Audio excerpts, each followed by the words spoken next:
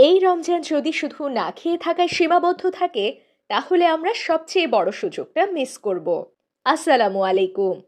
রমজান শুধু রোজা রাখার মাস না, রমজান হলো নিজেকে বদলে ফেলার মাস। চলুন জেনে নিই এই রোজার মাসে এমন 5টি আমল যেগুলো আমাদের জীবন বদলে দিতে পারে। 1. নামাজের প্রতি যত্নশীল হওয়া। যে নামাজ রমজানে ঠিক হয়, সেটা ইনশাল্লাহ রমজানের পরও ঠিক থাকে। 2. কুরআনের সাথে সম্পর্ক গড়া। প্রতিদিন অন্তত 5 থেকে 10 মিনিট হলেও কুরআন পড়ুন। এই কুরআনই আমাদের অন্ধকার থেকে আলোতে আনে। 3. নিজের রাগ নিয়ন্ত্রণ করা। রোজা শুধু খাবার থেকে বিরত থাকা নয়, রোজা হলো খারাপ কথা আর রাগ থেকেও বিরত থাকা। 4.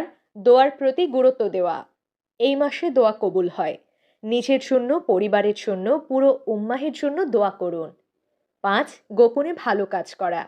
যে ভালো কাজ মানুষ জানে না, সেই ভালো কাজ আল্লাহ সবচেয়ে বেশি পছন্দ করেন।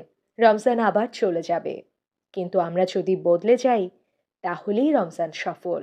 আল্লাহ তাআলা আমাদের সবার দোয়া কবুল করুন। আমিন।